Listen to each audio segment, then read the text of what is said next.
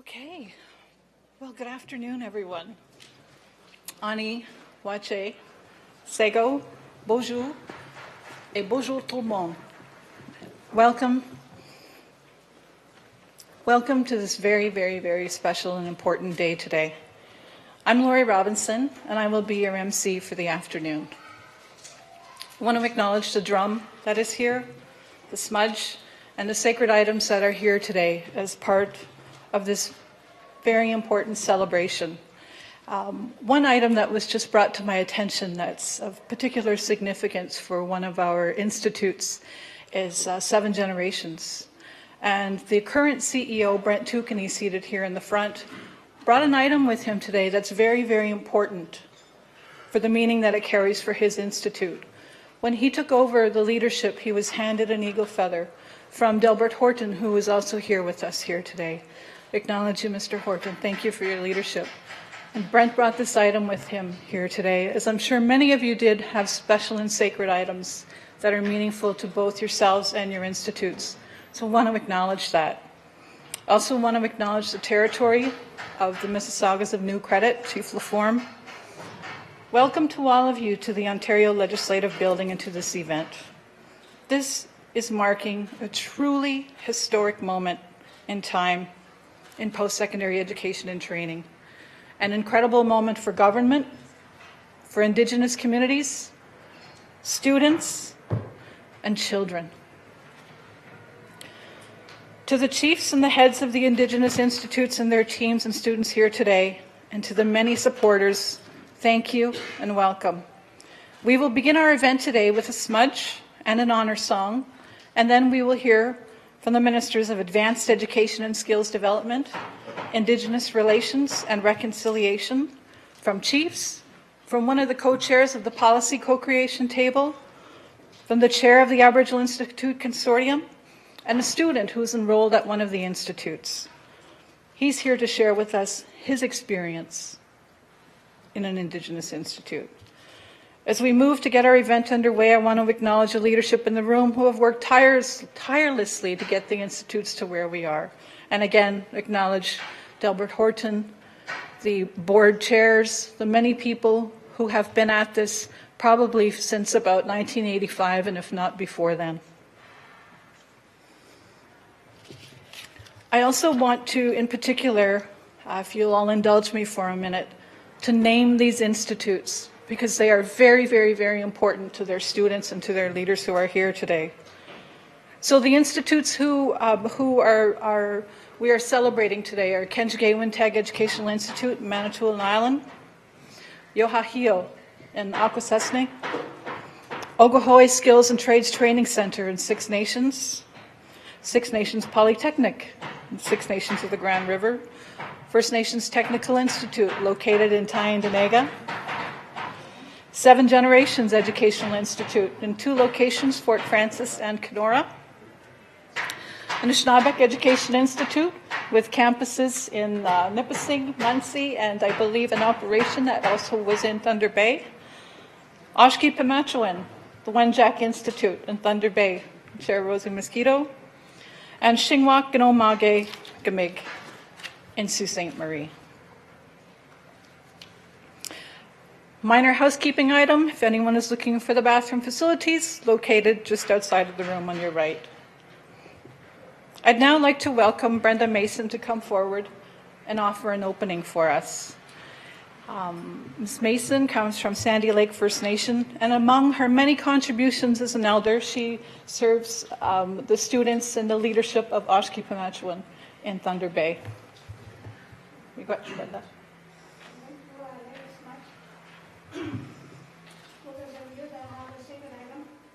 Please come and smudge your second item and the drum. You haven't done that yet. So when I like to smudge, please come and do that.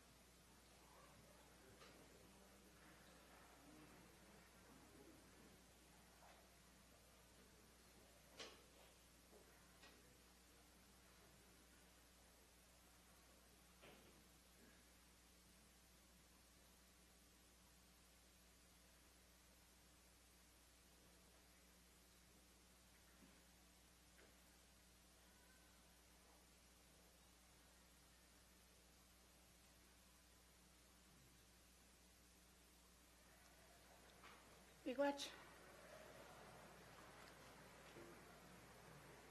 Deb Matthews, one of them is we're going to scamak.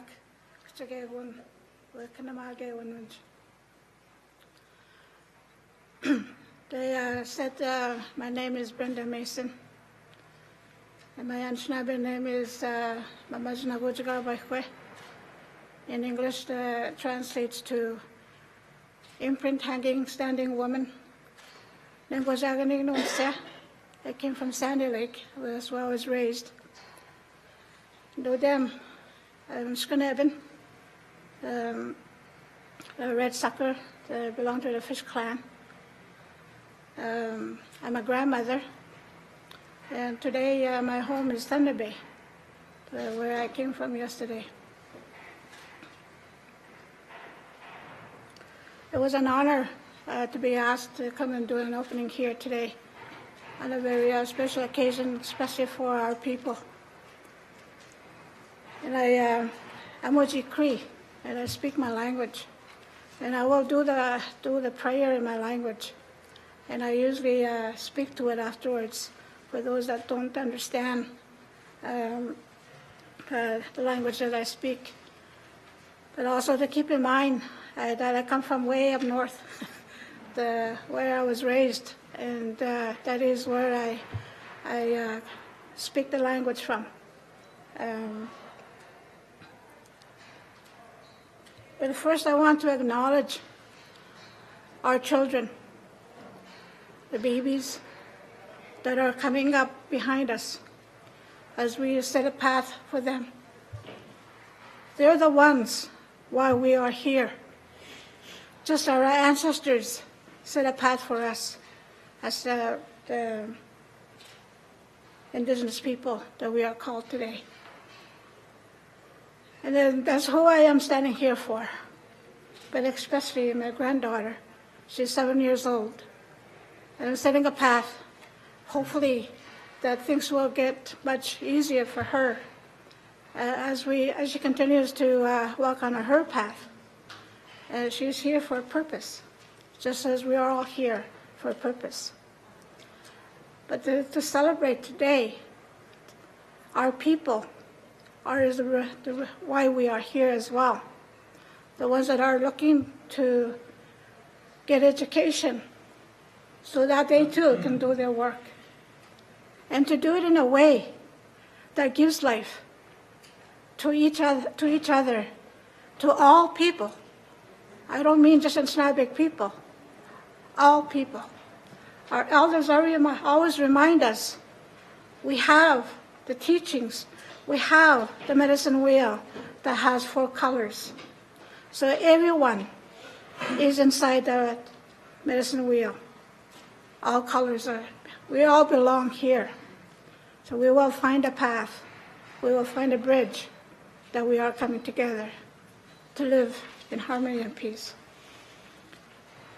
So I say miigwech to each of you for all the work that you have done.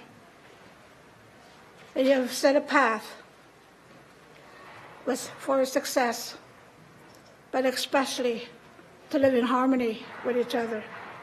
So with that, I'm going to say my prayer in my language.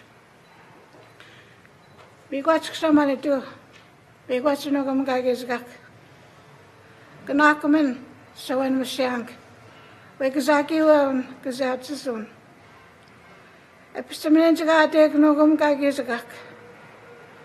We ganak skamang, we bezagan kiun, gaganam jagatek, kanamagewan.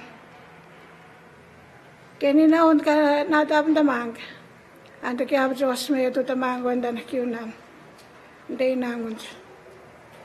Jagadam jagatek, we mekanan, kayayang, kazab musayang, goyak to do the mang. Kakanage kong gimin slam, kaya bastuang, of my matsiang akikang. Because kenendan, we got our sick much by Zion. Kenin guys got what some going. Where's your mouth going, Semanatu? Kinga kanage kunga te bendaman. Umakikang. Onzo menezagatek. Jonzo mostoang. Oye, kazagi wewan. Kazatizon.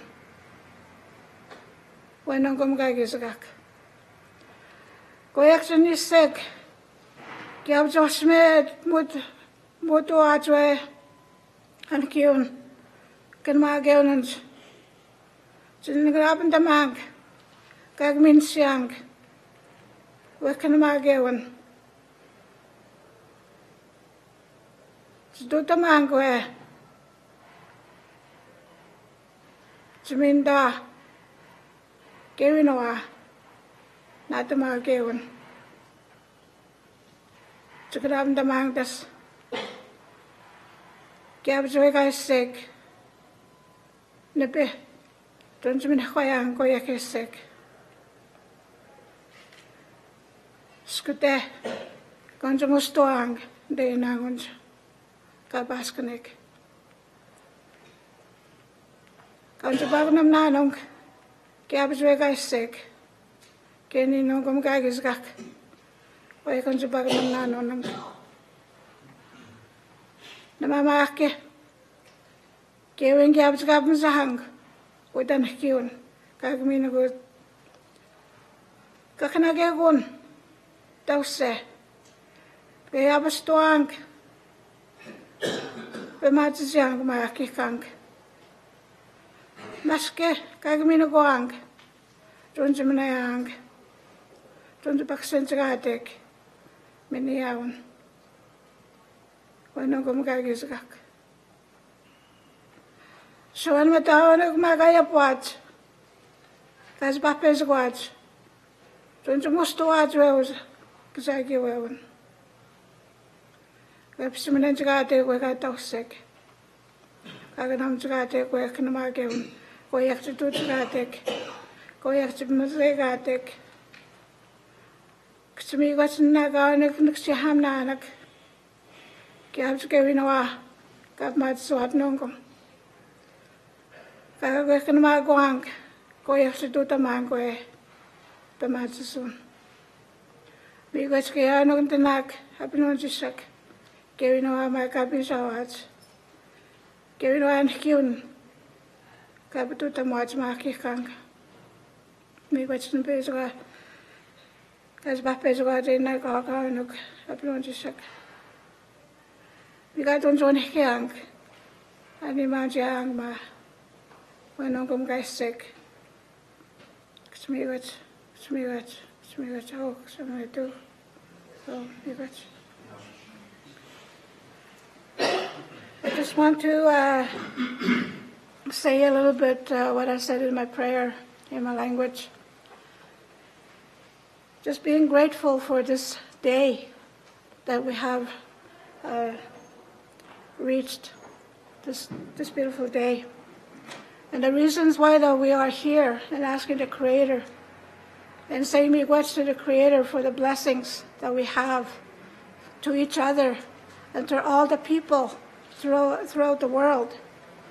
That the love that we have here and the compassion that we have, that it will spread out to all those people that need that today. And it doesn't matter where they are. That the love we have here today will spread out. And asking the Creator to bless each one of you and to continue to guide you in a way when you are doing your work that gives life to all of us. To all of us. We have been given the gifts when we came here to Mother Earth. We didn't come here empty-handed. We have the gifts that we carry in our heart. And to allow that to guide you as you continue to do your work from this day forward. Allow those teachings to be with you so that as you continue to do your work, that it will guide you. And those are ones that come behind you will also take those teachings, especially the seven grandfather teachings. Those teachings we need today. We've always had them. And we continue to learn those teachings, to take it in our hearts, to continue to guide us. I also especially said a prayer in gratitude for our elders that continue to be with us today, and saying miigwech to them for the teachings that they continue to role model, also to share with us, so that we too can walk on our path in a good way. And I also say miigwech to all the children that have come here also to do their work, but they need us to provide a loving role model for us to live together in harmony and peace. They need us to be able to stand on our own 2 feet. But we have those gifts to do that for our children. And you, as an individual, are responsible. But you're not alone. You're never alone. The Creator is always with you. So with that I say, how miigwech, miigwech, miigwech.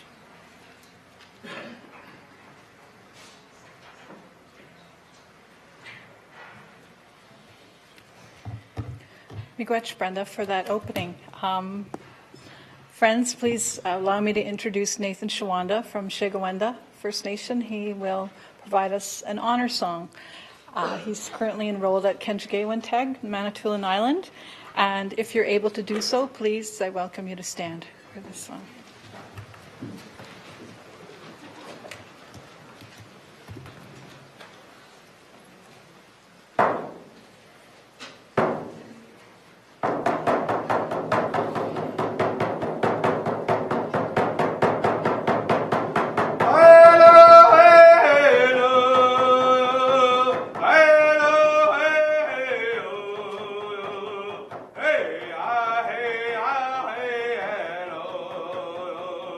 Hey,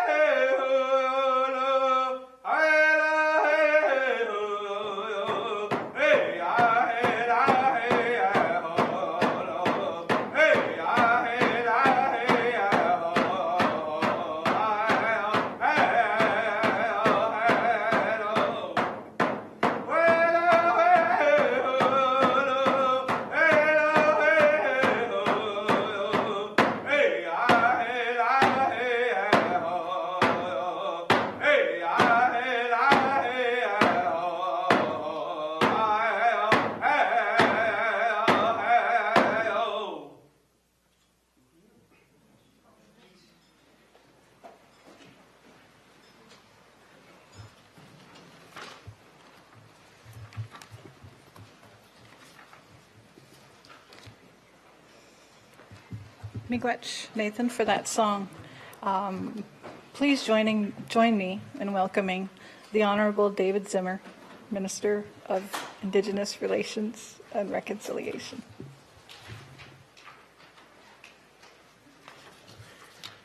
Well, thank you very much for the invitation to join you on this tremendously important day.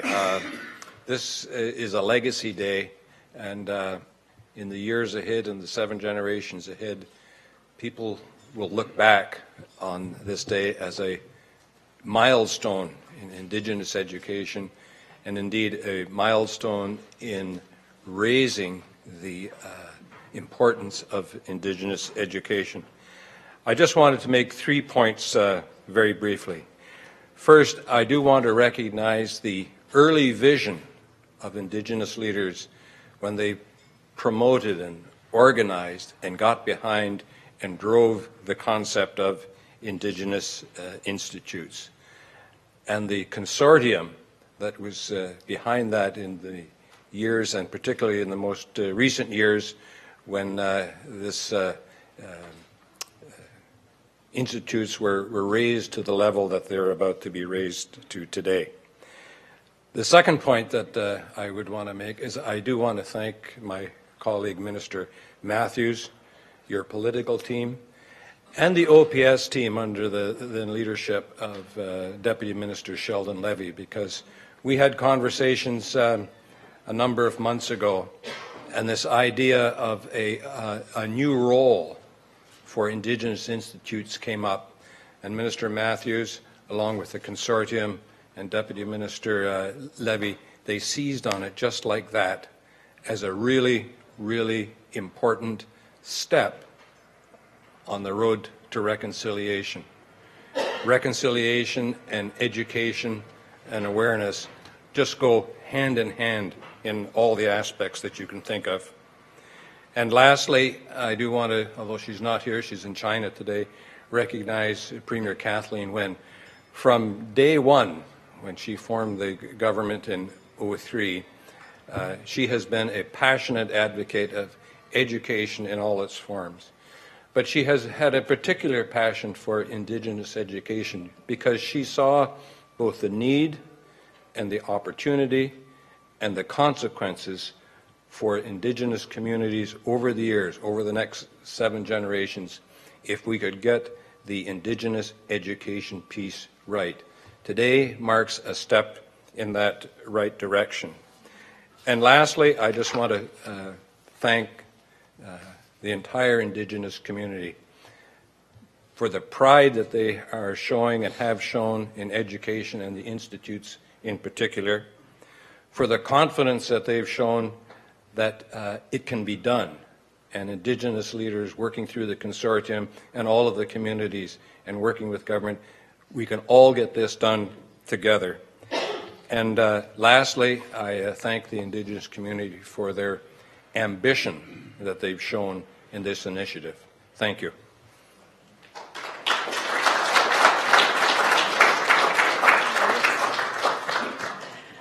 Thank you very much, Minister Zimmer.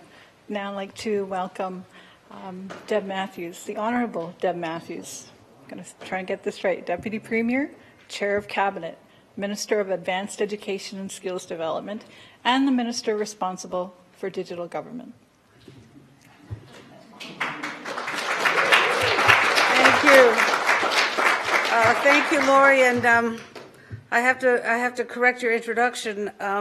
I too am a grandmother, and so my most important role is grandmother. And I'm just absolutely delighted to be here today. I confess to feeling pretty emotional today because we're celebrating truly a moment in history, and I want to say thank you. So, Ani, Shego, Wache, Buju, Tonsi, and I do want to begin by acknowledging that we are gathered on the traditional territory of Indigenous peoples dating back countless generations, and I want to show my respect for their contributions and recognize the role of treaty making in what is now Ontario. So thank you for being here. You are all here for one reason, and that is because you believe in our young people and you believe in the power of education. So thank you.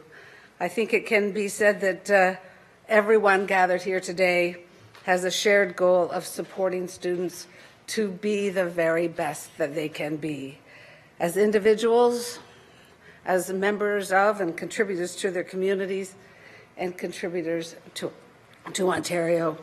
And we want them to have the very best experience possible at this time in their lives.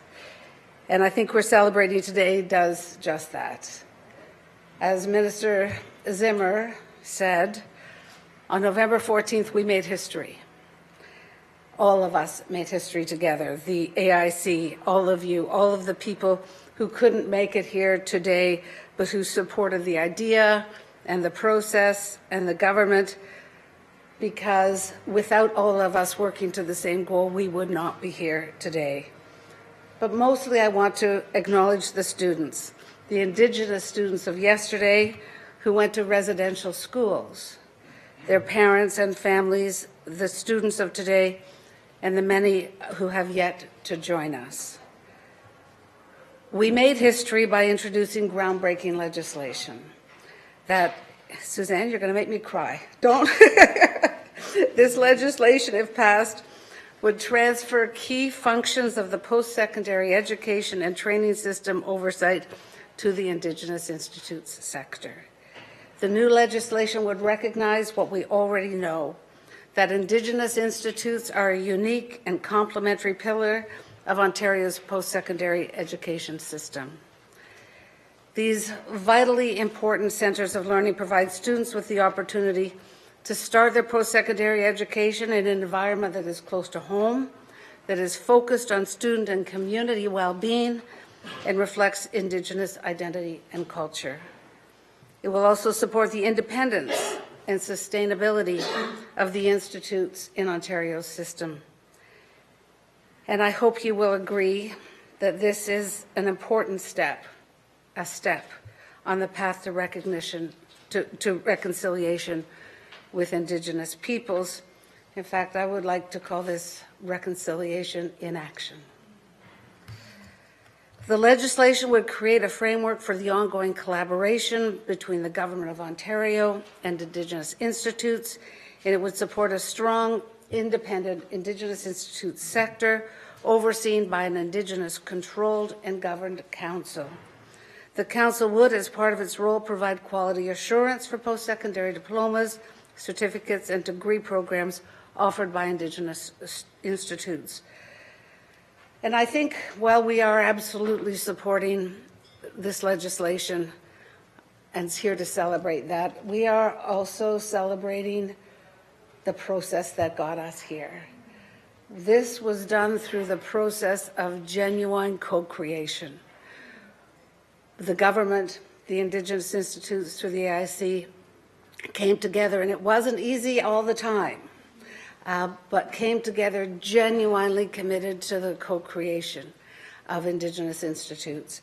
And I want to say thank you, Rosie Mosquito. Thank you. There are so many people to say thank you to today. Rosie, you're a superstar. Thank you. This is the result of joint policy co-creation between the Indigenous Institutes, represented by the Aboriginal Institutes Consortium, and the government. The success is a testament to the successes of our ongoing partnership. We are now challenging that partnership to grow and evolve into a new era. Embarking on a new frontier in times of transition can be challenging for all of us. The foundation of our partnership may be tested, but I know that we will continue to build that trust and move forward. I look forward to continuing our work in the spirit of reconciliation and mutual respect to improve educational opportunities for Indigenous students and support their success in Ontario's highly skilled workforce. Miigwech, chi miigwech, nawe. Thank you.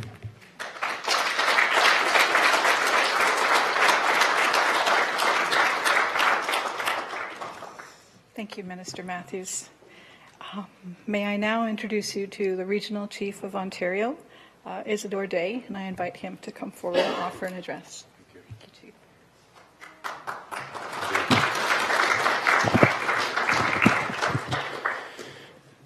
Bonjour, Nguis Kweme Gasine Indigenous Cause. Ganabajing Donji, Ganoje Dotem. I want to first of all acknowledge the Creator, creation, the prayers, and the protocols. And to thank Elder Mason for her invocation. It was very heartfelt to sit and listen to that and be part of this opening. For a number of reasons. I do want to acknowledge the territory. I want to acknowledge this House. I want to acknowledge the Eagle staff, the flags that are behind me, and the institutes that we're here to honor. In coming here today, I know that there's a lot of acknowledgements that must be made. Ministers, obviously, we're very much appreciative of our relationship with you. The Premier, we just are coming off of, and as a matter of fact, you crashed our party, Rosie. We're actually still in assembly. Our assembly is just closing right now. But it's actually quite fitting, ministers, that we see this as a continuation of our efforts and our work, and I'll explain that a little bit more. I want to acknowledge the chiefs that are with us. Chief Pro, where are you? You're at the back. Chief Brian reminds us that when we have these prayers and these openings, and I don't feel so bad now because I know this is a continuation of the work that we're doing.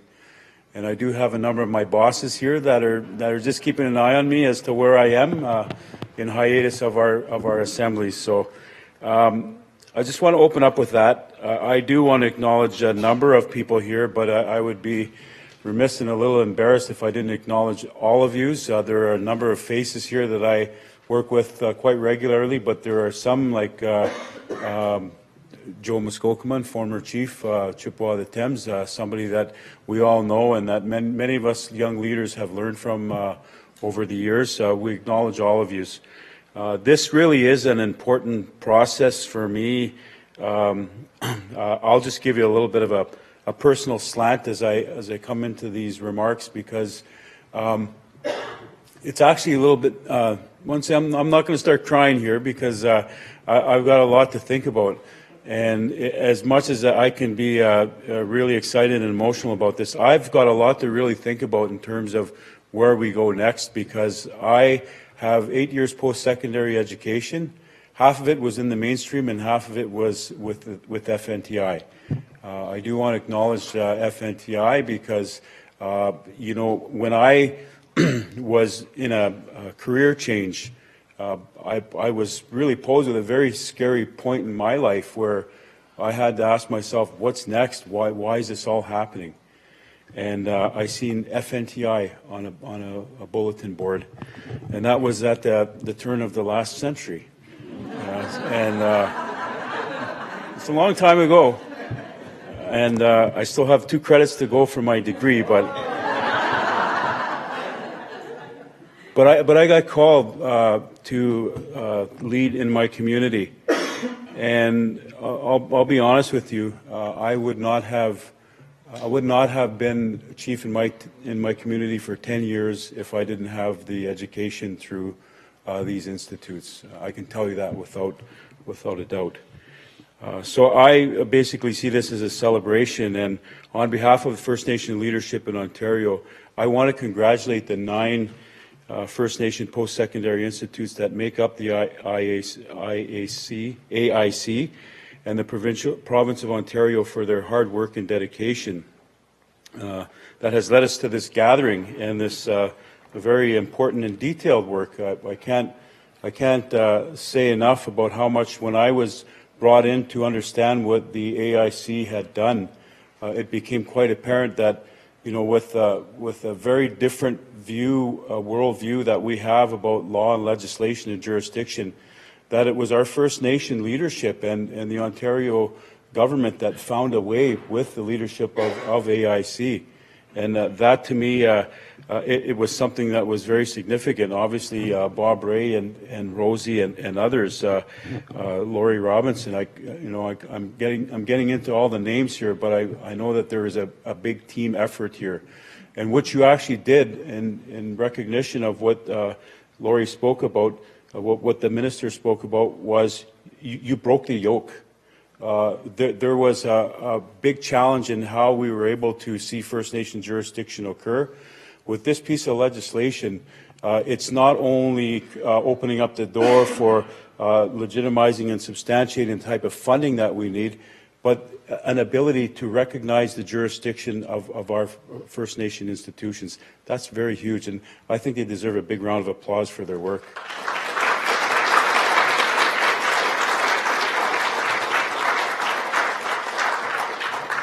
There is no doubt in my mind that this legislation will serve as a springboard for our already successful First Nation post-secondary institutions to flourish and grow, and continue to design and provide programs and services that reflect First Nations ways of knowing and ways of being. Our learners are hungry to learn in environments grounded in their languages, cultures, and values. This empowers them to pursue their hopes and dreams of being meaningfully employed and to strengthening their own well-being and wellness of their families, their communities, and their nations. We have made significant strides here on the road to reconciliation. I value this achievement as a signal of hope for future work to be undertaken in the true spirit of the treaty relationship and in full partnership, because there is still much work to be done. When I was asked to consider the regional chief position in Ontario, I had to ask myself a question. What is it that we all agree on? What is it that I can put in front of the chiefs that I know for sure, without a doubt in my mind and in my heart, that they will believe in as well, because it's really their mandate that I need to believe in. And it was securing a future for our children. And I could tell you that education has to be the most important step forward, first and foremost, and making sure that the nation-to-nation relationship will be successful. And I think what you've done here in breaking that yoke is you've actually created, not just for education, but for health, for economy, for our jurisdiction, our laws, to be recognized. And you simply have been able to put in action reconciliation. And again, I commend the province of Ontario, AIC leadership, and our students, right? We wouldn't be anywhere without our students. Let's continue doing this great work for them. Again, to the Premier, AIC leadership, thank you very much. Miigwech.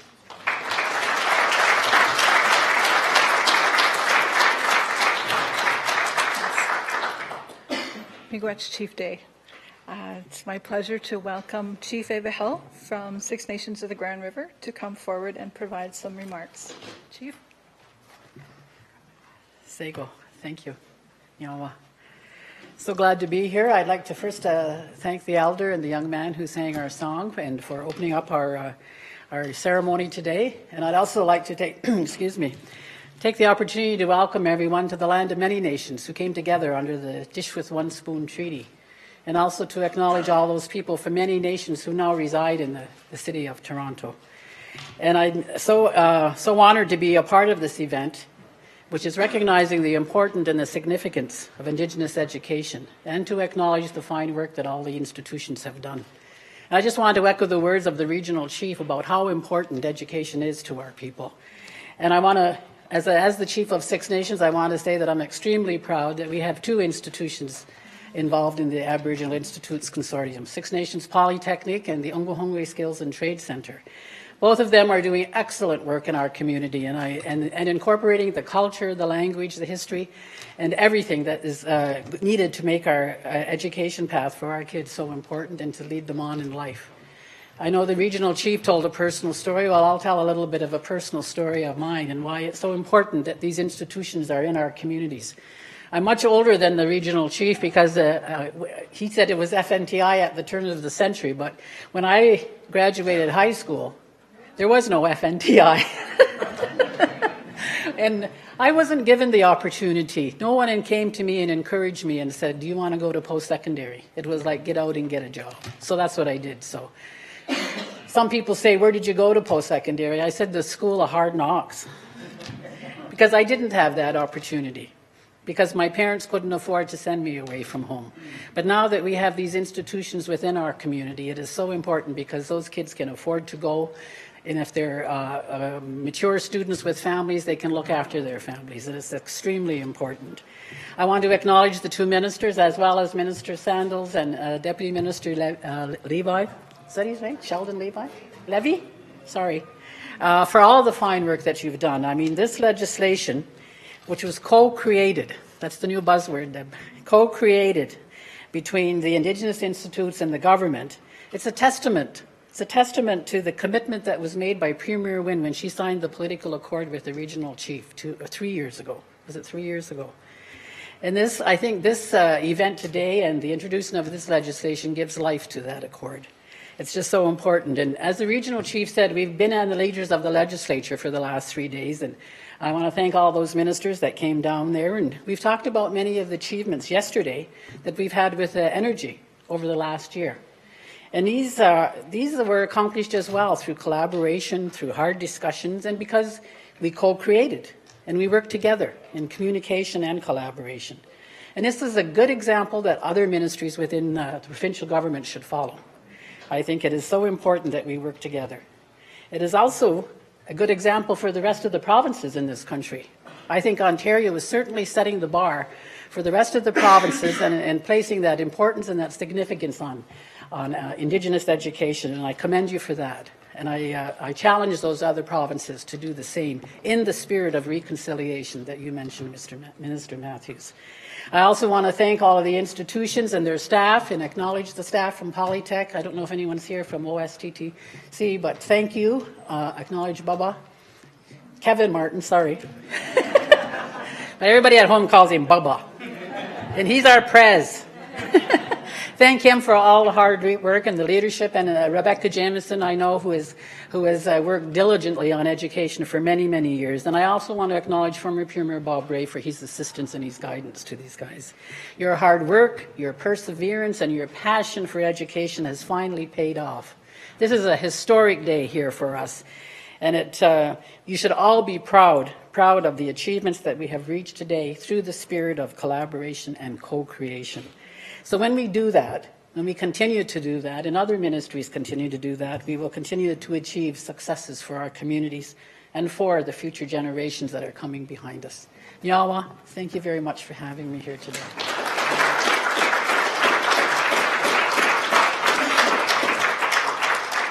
Thank you, Chief Hill. I hope that got recorded because she just did an excellent message, an excellent advertisement for people to come to Institute. So miigwech for that. Appreciate that.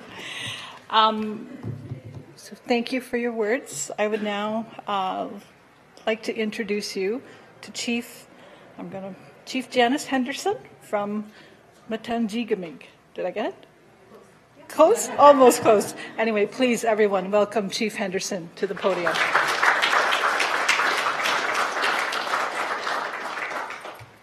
Bonjour, Ogima Kwes Indigenous Kaz, Wajak Dodem, Matangigaming Donji. My name is Janice Henderson. I'm from the Muskrat clan, and I'm from Matangigaming, which is in the Treaty 3 area. I wanted to, first of all, thank the elder for her beautiful words, and to our the song that the youth sang. I'm sorry, I forgot his name. Thank you for this day. Thank you for the opportunity to celebrate Anishinaabe education, our wisdom, languages, and people.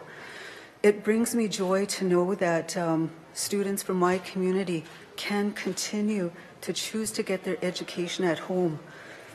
In my treaty area, there were 3 residential schools, St. Margaret's, Cecilia Jeffrey, and St. Mary's. The education was imposed. It was delivered in an environment that did not support well-being, and we were not allowed to speak our language or practice our culture. So I say that because I'm speaking from a personal experience, and because I'm a 60 Scoop survivor, and I'm also an Indian residential school survivor. So I guess I'm aging myself, and I'm older than the regional chief too, much older. So today, we are in a different place. I'm very proud of our Seven Generations Education Institute. Seven Generations is a post-secondary environment where our students can learn their language. They are surrounded by family and cultural supports, where Anishinaabe students are strengthened as Anishinaabe people first, and then they can get a post-secondary education. We offer lifelong learning. So I'd like to acknowledge the leadership of Seven Generations and the other institutes. But if I may, I'd like to have the Seven Generations staff please stand so they can be acknowledged.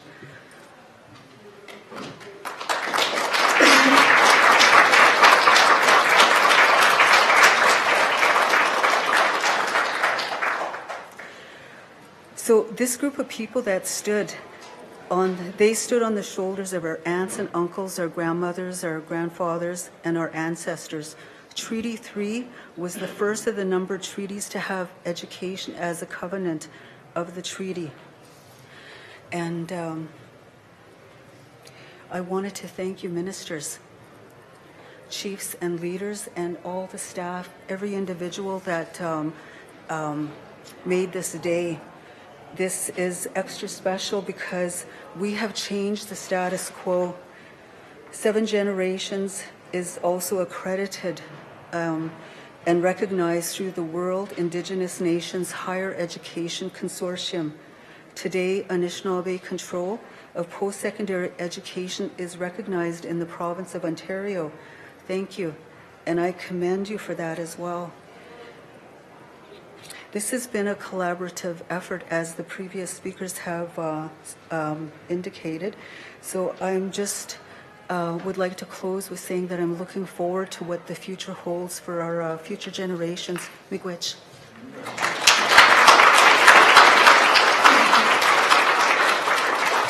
Thank you very much, Chief Henderson. It's my honor now to invite another Deputy Grand Chief to the podium. Earlier this week at the Leaders in the Legislature event that's taking place down at the Chelsea, I had the pleasure and the opportunity to be in the room when the deputy addressed the group, and he talked about education. And so how lucky am I to get you here, to hear you speak 2 times in a week and to have you part of this special day. So colleagues, welcome Deputy Grand Chief Derek Fox of the Anishinaabe Nation to the podium.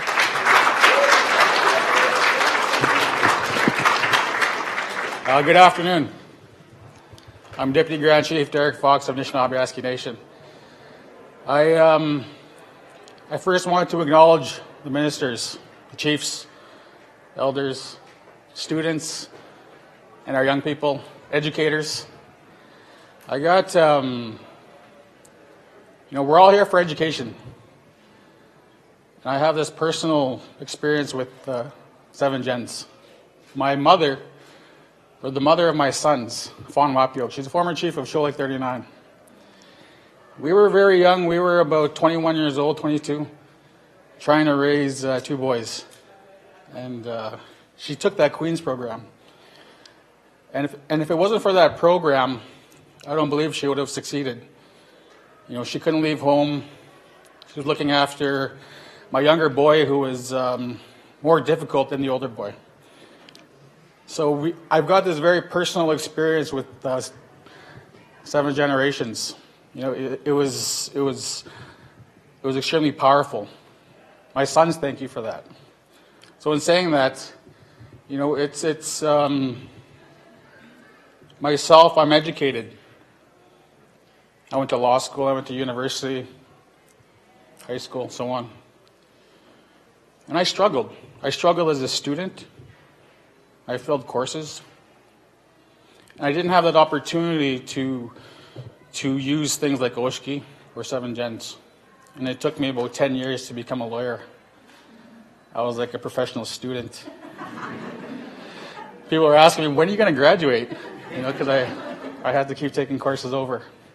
I wasn't well balanced. I wasn't natural for the classroom. I struggled with the bar exams. I struggled with every single aspect of school. So I wish that Seven Gens was available to me. At the time, I didn't know much about Oshkosh. I just struggled my way through Lakehead, U of M, Manitoba. So I'm very grateful and very thankful for these programs, these 9 institutes. And I'm here on behalf of Anishinaabe Nation and Oshkosh and Rosie. You know, when Rosie says, you got to be there, we're there. She's like the boss. The Grand Chief Fiddler and I, we don't mess around when she says you need to be there. So I'm here today. But I just want to express to, I can't say enough how grateful I am for these programs. Because I got 2 boys, and they're so grateful for these educators who were just who had just risen. And in saying that, Minister Zimmer had talked about this is a step forward. And for those who were at the Chiefs of Ontario meeting, I talked about language. And as a lawyer, I talk a lot about legislation, the law. And I think the next step needs to be legislating language, making language law, that right for our young people to speak their language. Because I'm 36 years old now, and I said this in my speech yesterday. I'm very proud of being a lawyer and educated. But there's a huge part of me missing, which is that ability to speak the language fluently. So if we're going to get education right, we need to ensure that our kids can speak the language. Otherwise, they're going to grow up, just like I did, missing that part of who they are. So as far as next steps, we need to legislate the language. Ensure that our young people have that right to speak their language. So thank you once again, Miigwech, and thanks once again for all the hard work that you do. Miigwech.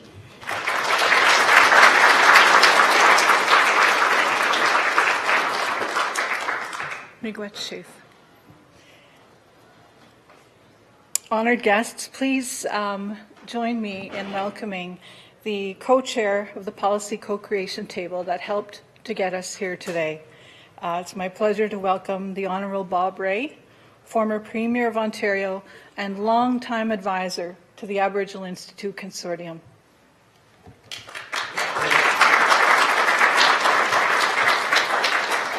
Rich, thank you so much, and thanks to the Elder for the prayers today and for the wonderful honor song, and thanks for so many great comments today by the chiefs and everyone else. This is truly a day of celebration.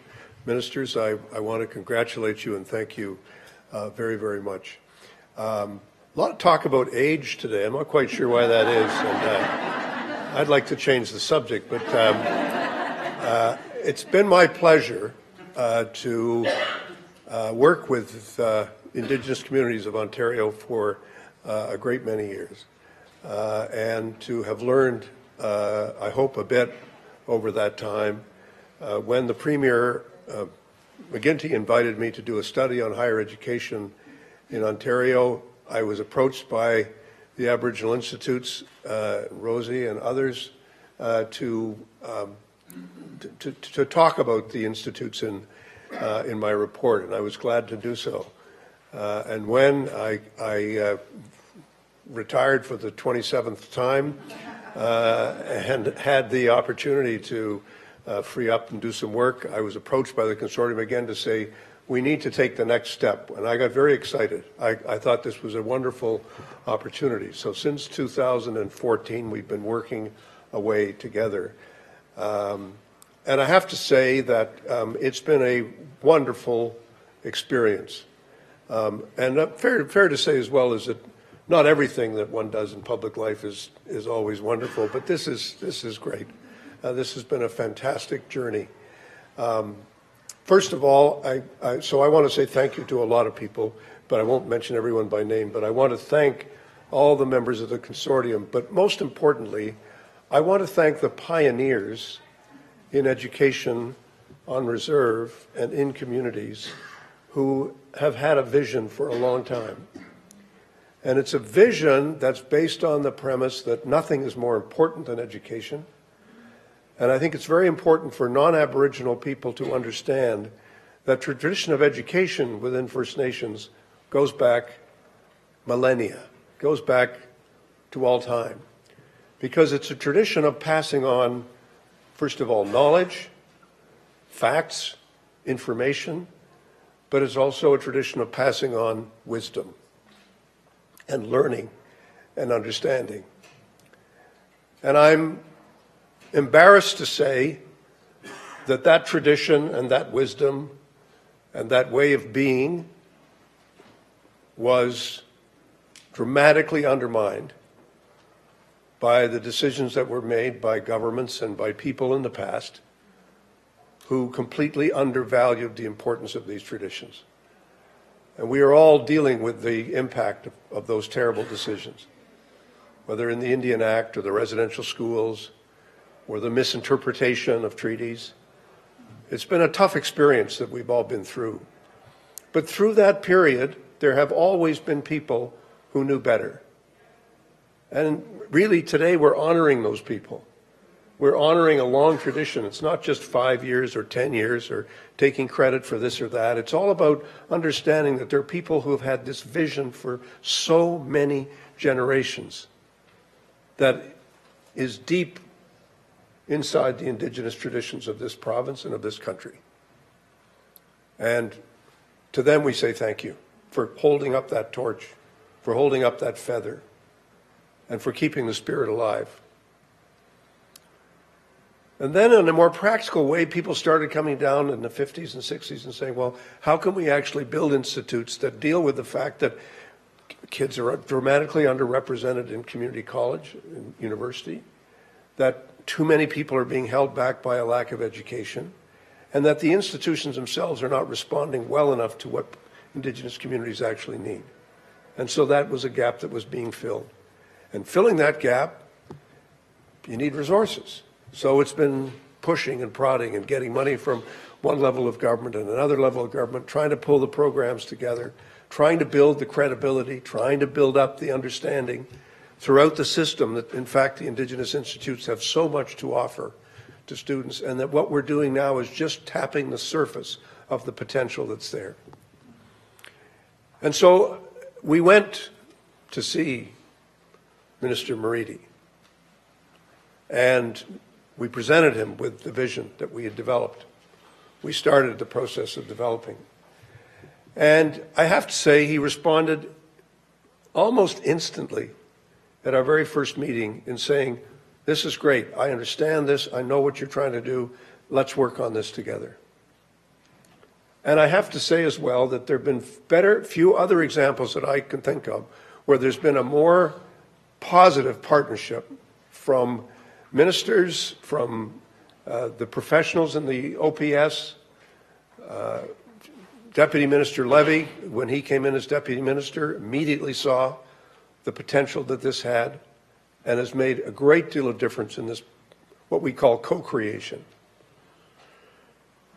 The co-creation process is, in fact, a model. It's a very good model. Why? Because it's based on mutual respect. It's based on understanding that things have to be done in real partnership, and that we've got to put all of our impressions of saying, well, we're going to do that. Okay, you've taken it this far. We'll take it on from here. And I guess perhaps it was part of my experience in government to say to my clients, to say, no, don't let that happen. You want to be right there, right at the moment the pen is on the page, or somebody's got their hand on the computer. You want to be there with them. And we've done that. The government has went along. And everybody would say, this is scary. We've never done this before. It's been exciting. But I do think it's a very important model. And I want to congratulate this government for recognizing the potential and for taking the risk. Because, of course, public servants and others will say, well, Minister, if you do this, there's a risk that this could happen. There's a risk that that could happen. And throughout the piece, at the end, people have said, okay. And Minister Matthews and I have had a couple of phone calls where she said, just tell me how this is going to work. And I said, well, we don't know exactly, but I think this is the direction.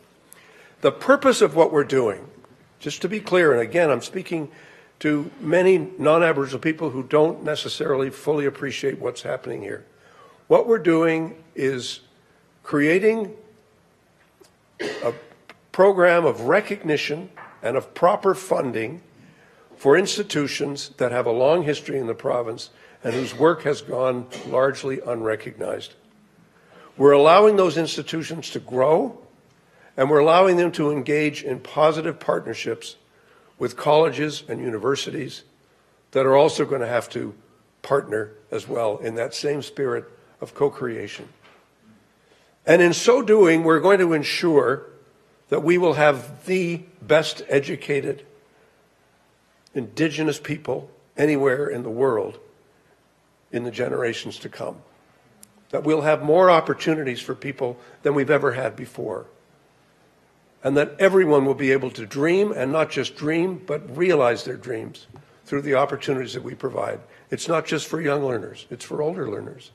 It's for people who've had kids and are now saying, I've had children, now where am I going to get my skills? I've got to get skills to get back into the workforce.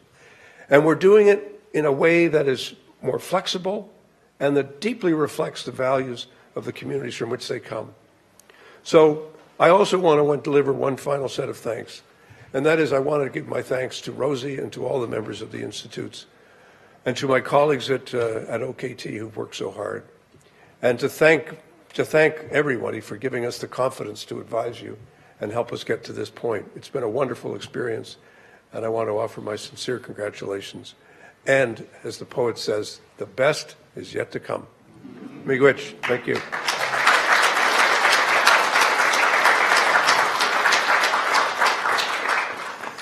Thank you for that picture and the narrative, Bob. That was amazing and very, very, very important to share. As I agree, leadership is absolutely critical.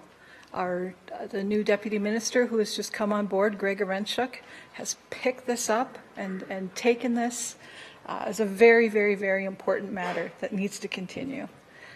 I also want to acknowledge former Deputy Minister Sheldon Levy, who was here today, who would often say at the table during many of the conversations, on the telephone or in meeting rooms, and he'd say, we just have to hold hands together and jump.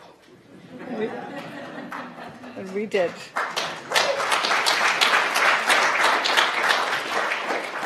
So, friends, it is my great pleasure to introduce you now to the chair of the Aboriginal Institute Consortium, Rosie Mosquito from Oshki Pimatuan Wenjack Institute, and just recently reappointed as chair again. So we're really looking forward to hearing from you, Rosie. Welcome.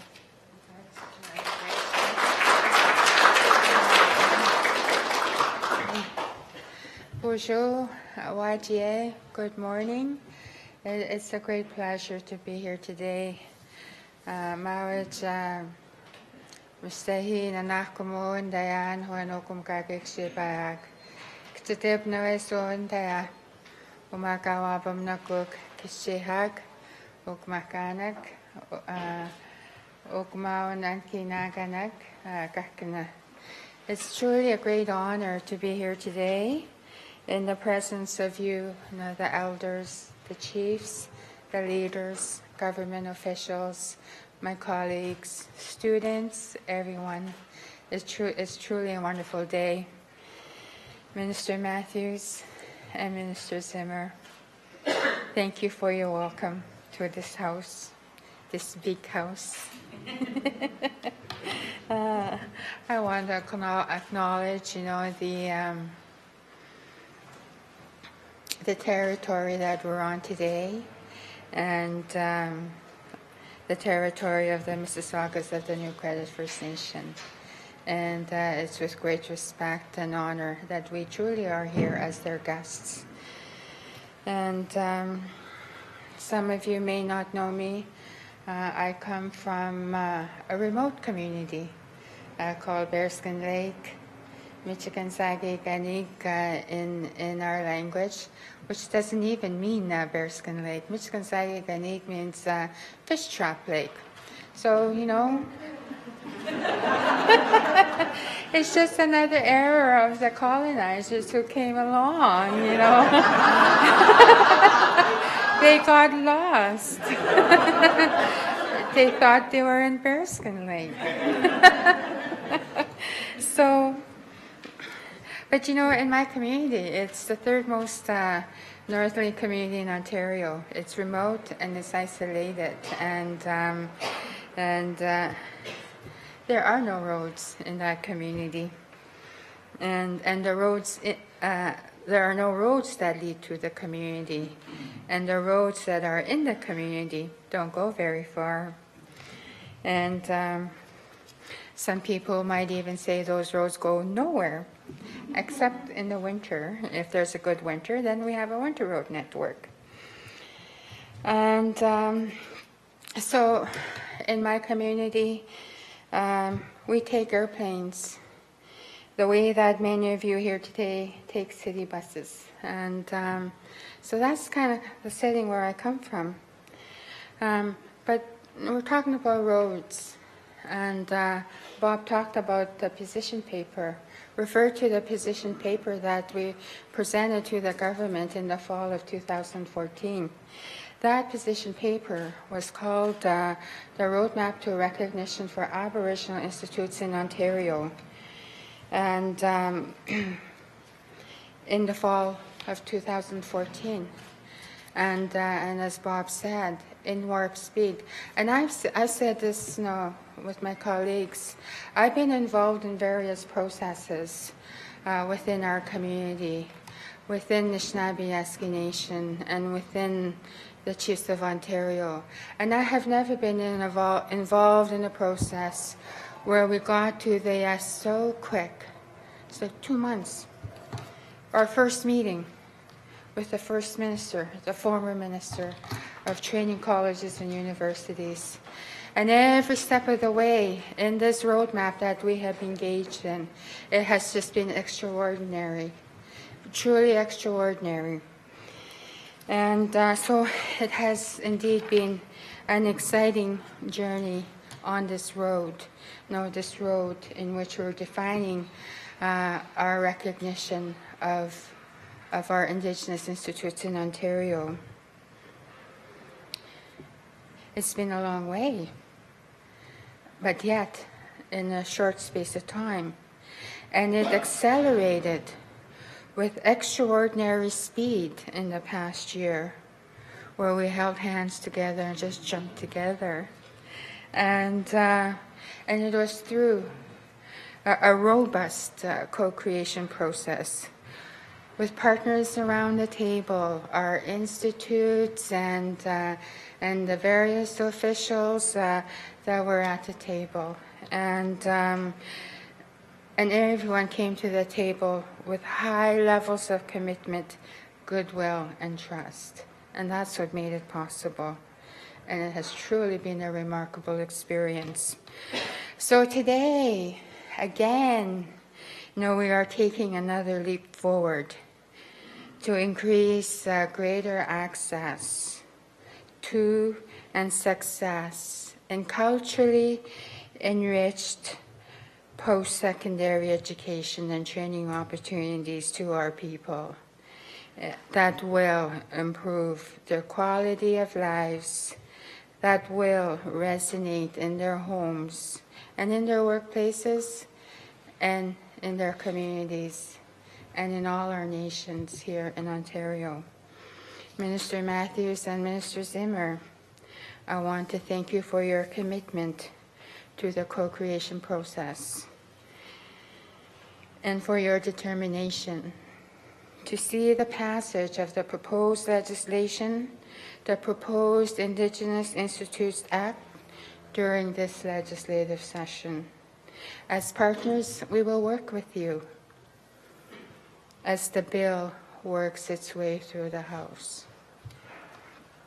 Together, we have made a bold step toward reconciliation and healing, towards a brighter future for everyone, not just Indigenous learners, but for Ontarians together because together we will prosper. I want to thank you for your leadership, the leadership of your Premier and this government. As someone said, this is a legacy day. This is a legacy piece. And you are showing that to Ontario, to Canada, and the rest of the world.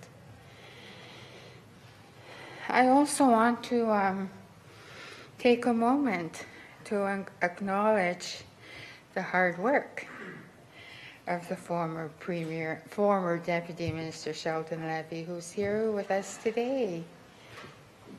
And the Deputy Minister Greg Orenchek, who has now filled his big shoes, but has shown great promise, as one of our colleagues, Murray Wabu, said yesterday.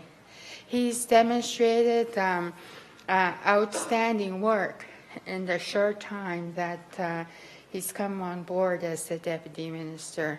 And for that, we're truly thankful. And all your teams involved to make this happen, for all their hard work and their dedication.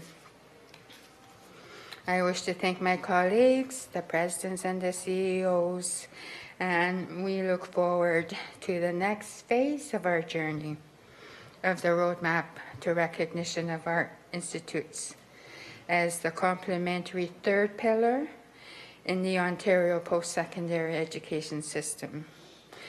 We look forward to building on the successes that we have achieved so far and are excited about building on those successes, increasing the student enrollments in our institutes. All told, there were approximately 1,600 in the past year. We'd like to increase those, double and triple those as we move forward.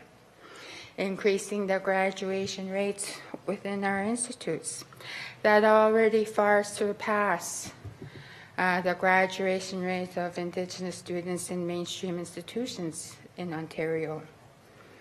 We will be able to create new programs within our institutes, in surroundings, in culturally safe surroundings that reflect the values of our communities, that incorporate the languages and the cultures and the Indigenous knowledge of our communities and our peoples. We are especially excited about the sustainable and predictable operational funding that will become available to our institutes. We have been operating on shoestring budgets from get-go, about 30 years. And we were very pleased that Ontario heard that message when we came to them in the fall of 2014. We said to them, we have a hard time keeping our lights on. We have a hard time keeping our lights on so that we can provide, these education and training opportunities to our people. And we're spending all our time piecing all these various pockets of funding to make that possible.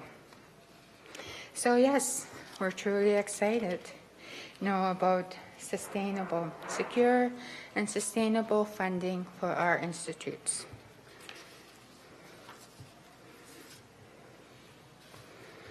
And on that broader level, the roadmap to recognition for our institutes will enable us to decide for ourselves what is best for our people, for ourselves, for our students, for our communities, for the labor forces within our communities all throughout our territories. And finally, we truly do look forward to our continuing journey together in a transformative post-secondary education in Ontario as part of the reconciliation of our people. Miigwech.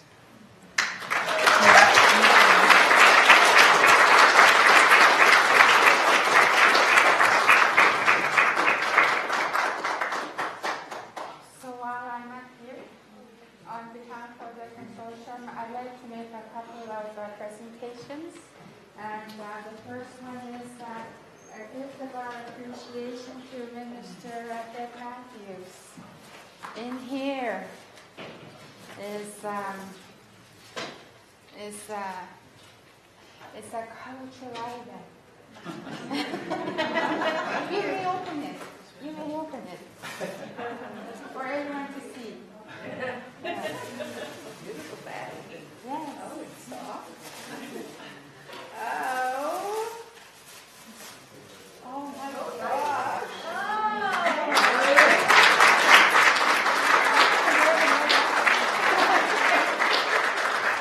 So beautiful. So it's our, it's our symbolic commitment to continue to work with you in this robust co-creation process that has been truly remarkable and successful. We will walk together. We will walk together. Yeah, in a continuous spirit of association. And Mr. Zimmer.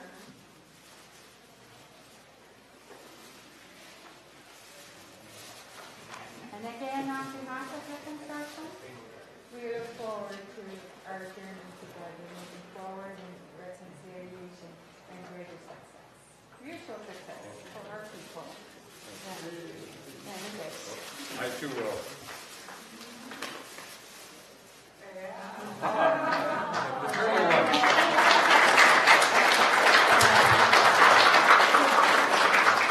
Well, as Minister Matthews has said, we'll all be walking together. Thank you. Thank you.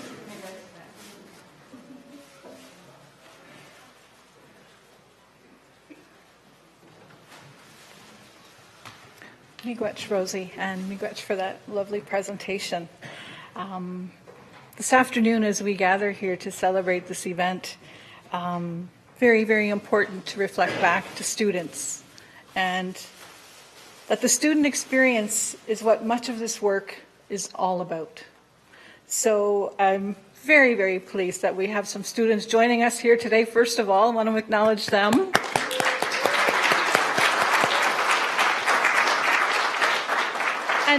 And we have invited a student to come forward and share with us a little bit about his experience at First Nations Technical Institute in Tyendinaga. Really pleased to see Chief Miracle here as well today, joining and supporting his institute and his students. So please help me welcome Eddie Gough to the podium. He is originally from Magnetawan First Nation, currently living in Mississauga, studying in the social service worker program, and I believe he will be joined by Kajijisace at the mic. Thank you, Eddie.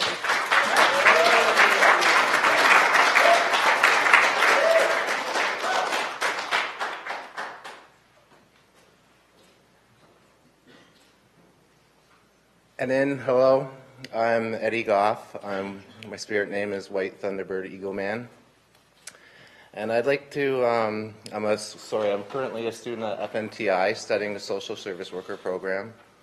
And I'm honored to be here representing the students. I'd like to start by telling you a little bit about myself, my own journey, and how FNTI has helped support me and help me get to the, where I am today and the man I'm going to become in the future.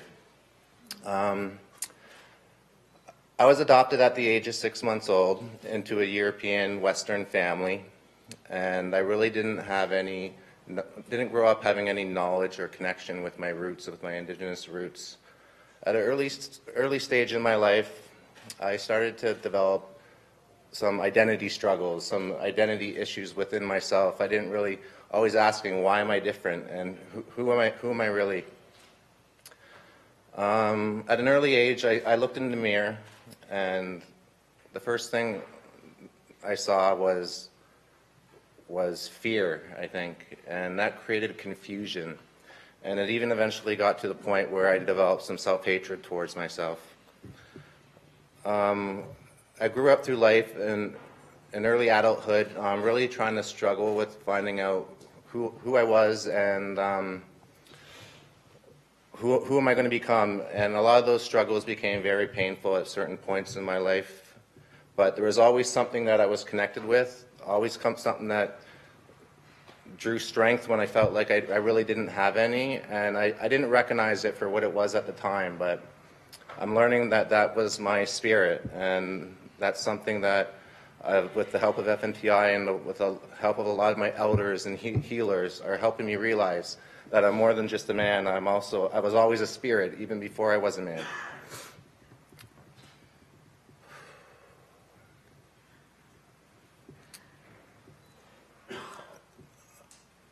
Throughout my adult life, it eventually led me to my Indigenous therapist, which was really my first real connection with my roots and with my culture. And he took me under his wing, and I'll even call him my mentor. And we were sitting there one day trying to figure out together the direction and the next steps I was going to take within my life. And he was an alumni from FNTI, and I always knew, like, from my teenage years, I spent some time in group homes, and I'm like, you know, I want to help people. I want to inspire to become a social worker or some sort of healer and help others with maybe some of the struggles that I was struggling with throughout my upbringing. And then we were sitting in his office one day, and he said, let's just make this phone call. Let's call up FNTI. It was already, the school had already started. I was a week behind, and we're just like, we said, what's the worst that could happen? So we called up the school, and within a week and a half, I was on my way up to pursue my post-secondary education. I remember the first week of school was culture camp, and I stepped into the teepee that was on the land and at the school, and my first thought was, oh boy, what did I get myself into? Because this was the beginning of my Indigenous journey. But within probably about 5-10 minutes, I felt this completely calming feeling over myself, and I felt like I was finally home.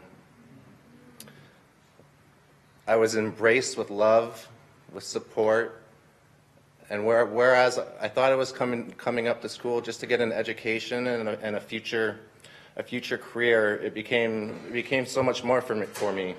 It became a sense of family, it became a sense of love, and it became a sense of support. And a connection with my people and with the community and with family that I never knew I was able to be a part of.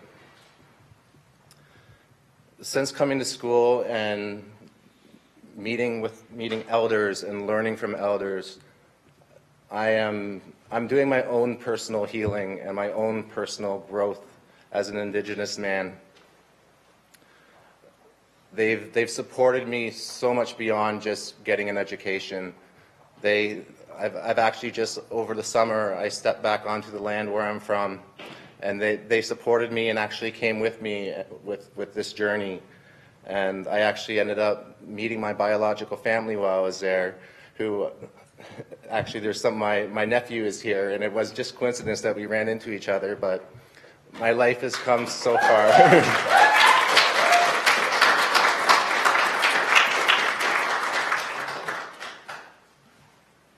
And just with this Indigenous style of learning, when we're sitting in a room together and I'm sitting across from people, other students, like, there's so much more than just education there. There's a connection, there's a feeling, there's spirits connecting, and that's something that I was always seeking throughout my life, but I didn't know where to find it. And coming together at FNTI with the students, with the teachers, with the elders, with the healers, with all the supporting faculty,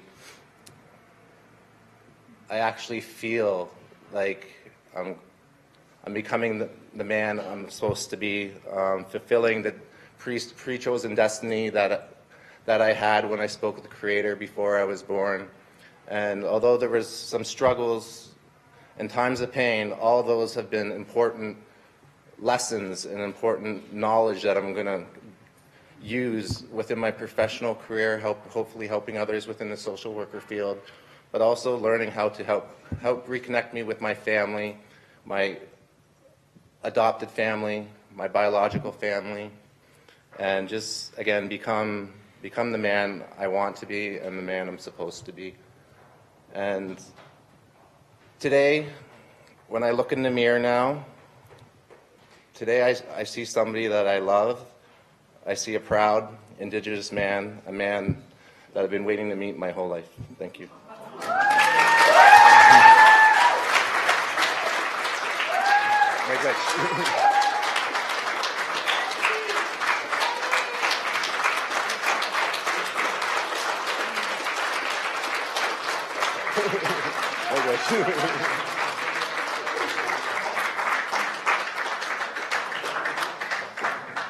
Well, thank you, Eddie. Thank you for joining us here today, because we've been waiting a long time to meet you too. And we're so pleased that you could join us. And thank you for sharing that student experience. Probably a lot of the heads of the institutes right now we're sitting there listening to Eddie, thinking about how many times they've had other students like him come to their doors or tell them about these experiences. So, you know, on this very important historic day of learning and learning more, I encourage all of you to continue to learn more about this piece of legislation that is coming forward. Learn more about these institutes. All the leads are here today. Ask questions, reach out, extend the partnerships. Want to acknowledge the university and college partners who are here today. Very, very important for us all to continue the journey together. So as we come to a close for our day, I want to thank Gajija Sace and Eddie for coming forward and speaking and sharing with all of us. Thank all of you for coming. As we opened with a traditional opening, we will close in the same way. We'll invite Brenda to come back forward. I'm not sure where she is. Right there. There she is. Sorry.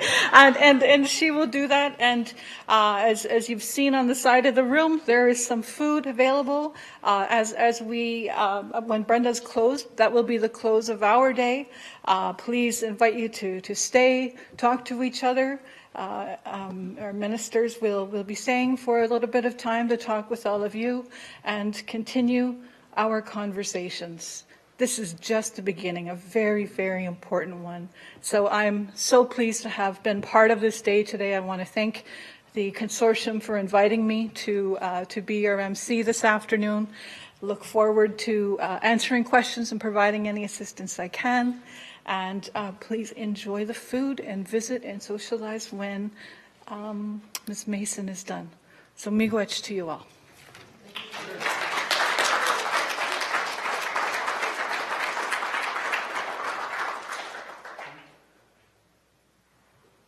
Wow. There's something, if you bear with me, there's something that's been running through my mind as I sit here listening. There's stories.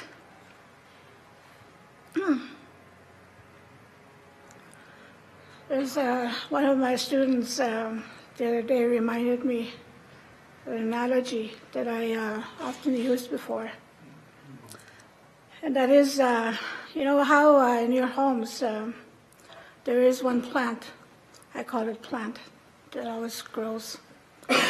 Many of us call them weed, and that is a dandelion.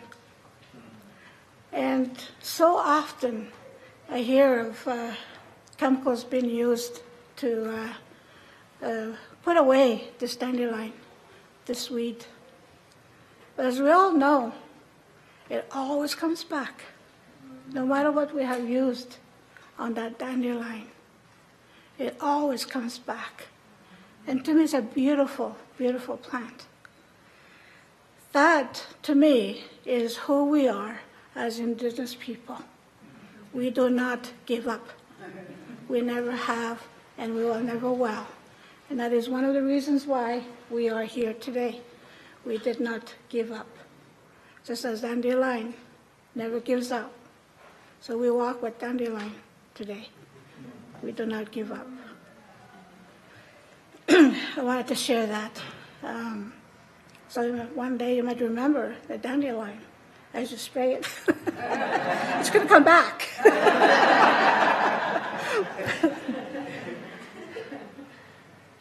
And one more thing. It's just something I was laughing at myself about. Back in Thunder Bay, I often go to the bush. That's where I get my education, is from the Creator. the energy that exists among the trees, among the flowers, among the waters, among the air. That is my education today. So I am a student every day. That never stops. I never stop learning. And this morning I went for a walk in this big, beautiful city, looking for a bush. And I came back and said I did not find the bush. But the big city itself is a bush, because the Creator does not divide the earth. We say this territory, that territory over there. The Creator does not divide the earth. I too not divide the earth. I belong to the land. Even if I could stand in China, I belong to the land. This is what we have been given, and we have responsibility to take care of our Mother Earth, take care of our water, our fire, our air, everything that we need to live upon Mother Earth. To do this, we do this for our students, for our children that are coming up beside us today. So in closing, I want to say miigwech to each one of you for being here and taking this responsibility to carry, to get us through where we need to be. And not to forget, you came from the spirit world. You came from there. And in the opening prayer, I said, you're not alone. You're never alone. Even if you stand alone, you are not alone. We are with you, always. And we got to that young man that shared his story. We hear those stories all over the place. And I'm so proud to belong to all Indigenous people. As a child growing up myself, I did grow up. I used to think, and still today think, I belong to all Anishinaabe, all First Nations across the world. I don't know, I grew up with thinking that way. I still think that today. Even though today I know there's Ojibwe, there's Ojibwe, all the First Nations people. I still see myself belonging to you as I belong to the Creator. So in closing, I'd like to say miigwech to each of you. And I'd like to ask each of you if you can stand and hold hands.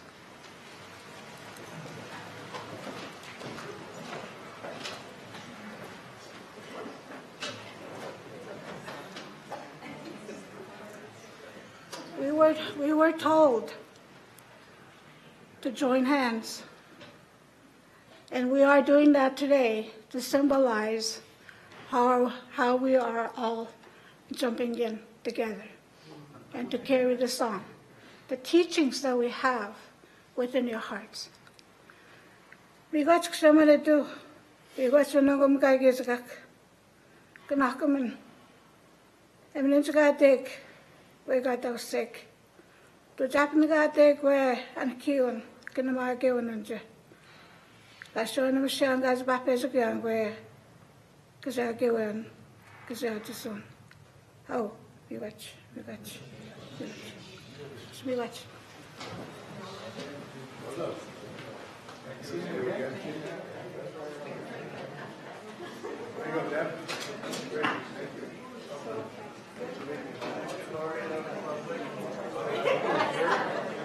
Rosie, well done.